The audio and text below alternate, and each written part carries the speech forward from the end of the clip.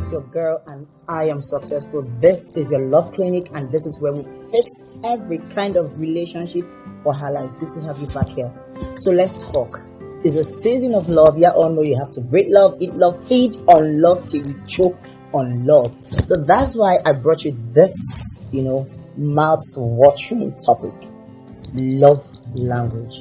Yes, the first time I heard it, I'm like, what is love language? But this is something that only speaks volume in your marriage. Like keeping the emotional love tank itself filled up is as important as the marriage itself. Yeah. Now, what is your love language and how do you discover the love language? According to my best author in life, Gary Chapman, we have different types of love language. We have 5 of them. We have words of affirmation, we have quality time, we have receiving gifts, we have physical touch, and acts of service. Now let's start from words of affirmation.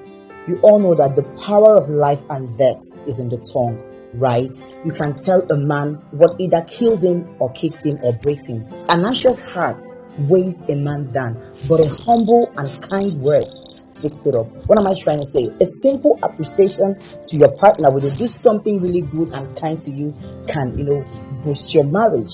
Let me give you an example. An encouragement. Let's say your wife. You want your wife to lose weight, yeah? But there are ways and how you talk to her about it and she will feel offended. But what about encouraging her? Baby, if you lose weight, I would love you the more. Not like I don't love you the way you are, but if you lose weight, you both will be happy because it's what I want you to do. A verbal compliment can fix any form of issue in your marriage. Where your wife likes her love language, she loves words of affirmation. You need to tell her often how much she means to you, how much you love her, how much you appreciate her, no matter how little thing she has done for you. Same as your husband. You notice that your husband's love language is words of affirmation. You have to feed him. The more you feed him, you feed his stomach, you need to feed his mind, soul, and body. You tell him the things he likes, the things you know he really likes to hear. In the same words of affirmation, love is a request and not a demand. Yeah. Now, a humble word to your wife or your husband can give you anything you want.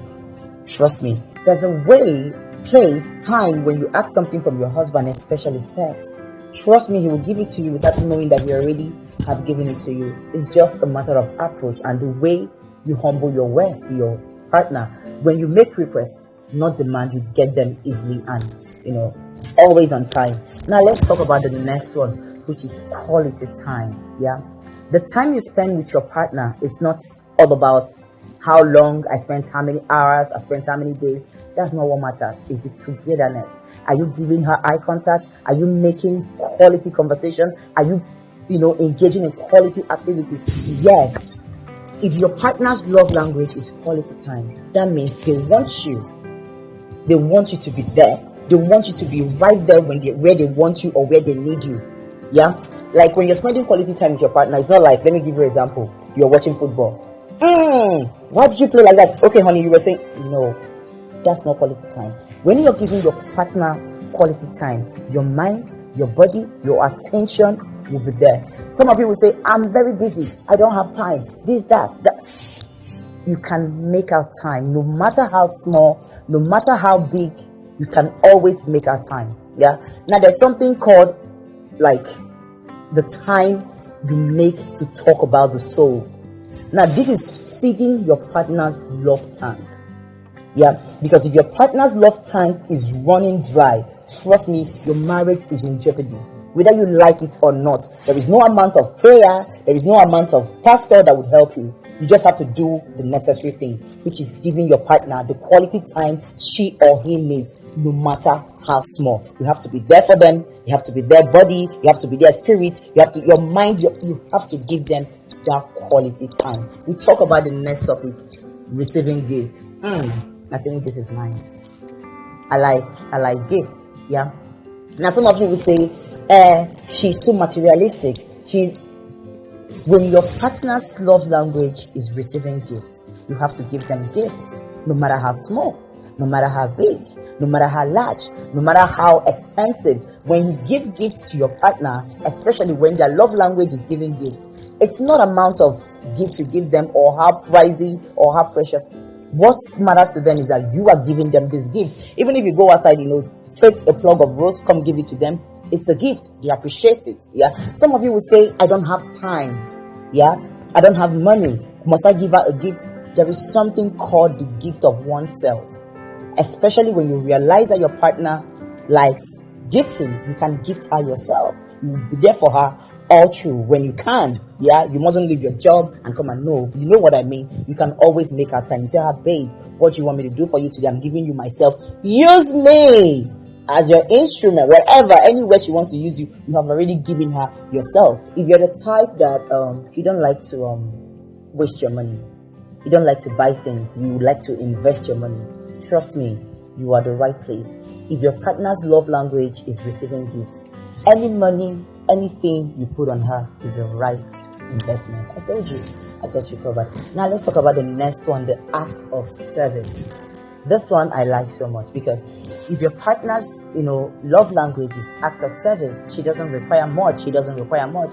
All he needs to do is maybe help her around the kitchen or help her around doing things. When you hear help her around the kitchen, doesn't mean you're going to help her wash dishes or you're going to help her run laundry. No, it simply means when you eat your own food, just keep the plate well.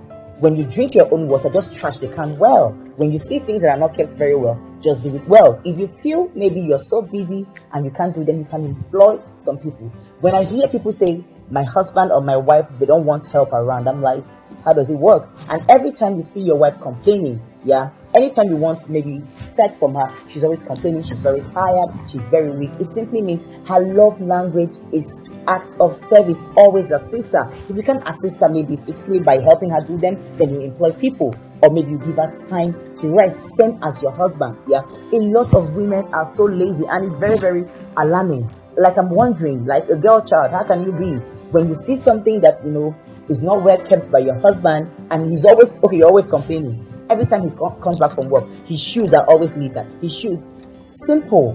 His love language is act of service. When you see those shoes, help him, fix it. Don't say anything. Do it. Act of love is another way to express love. Like I said, if your partner's love tank is dry, trust me, your marriage is in jeopardy. So the next one we're going to talk about is the physical touch. Physical touch is the vehicle that moves everything, that makes everything happen in your marriage. They used to say back in the days of our mothers, like, the way to a man's heart is through his stomach.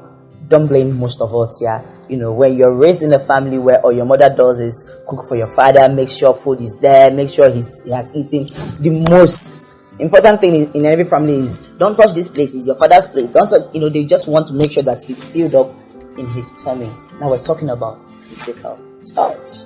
Listen, if your husband's love language is physical touch, if you like, travel to China, go and learn how to cook all the dishes. I'm sure they have most of the dishes. Go and learn how to cook every of the yang.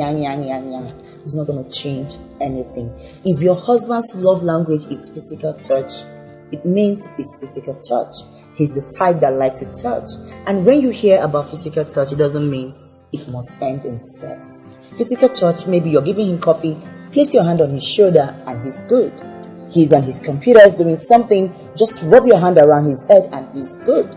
It's somewhere doing anything, just throw a massage, like offer things that would make you have contact with him every single now and then. And if your wife's love language is physical touch, the same thing. She's in the kitchen making food, make sure you're there touching any part of her body.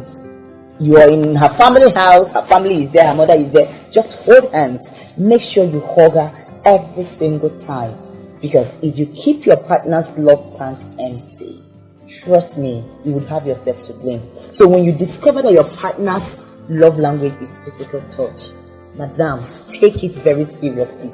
Every woman would want their husband's love language to be physical touch, because we women, we like it when we get, exactly, that's what I mean. So if your husband's love language is physical touch, make sure you are on top of your game. Don't give him space. Back to back. Yes, physical touch also has to move to sex, because there is no marriage that, if there is no sex. I don't know how to put it. I've talked about this before. Any marriage where the sex is, lacking, that marriage is already in problem. Let me bring it down to a layman's view. Any marriage where you have to stay like 3 weeks, 4 weeks without sex, trust me, that marriage is in problem, especially when you live together and it's not long distance. Yeah. So when your partner's love language is physical touch, make sure you're always there. Even if the touch has to take you to the bedroom, no problem. You can always have a quickie. Yeah. So even if he's on his way out to work and you feel like he needs a touch, you give him a touch. Every necessary part that needs to be touched must be touched by you, because if you don't do it, nobody else is going to do it for you. So what am I trying to say is a season of love. So you have to keep your partner's love tank filled up, especially when you know that their love language is physical touch. Yeah, physical touch can either make or break your marriage, whether you like it or not. Yeah, especially the body is for touch, so why not touch your spouse's body anytime you want, and especially, like I said, when you know it's all about physical touch. Till I see you again, I still remain your loyal girl, successful. Bye.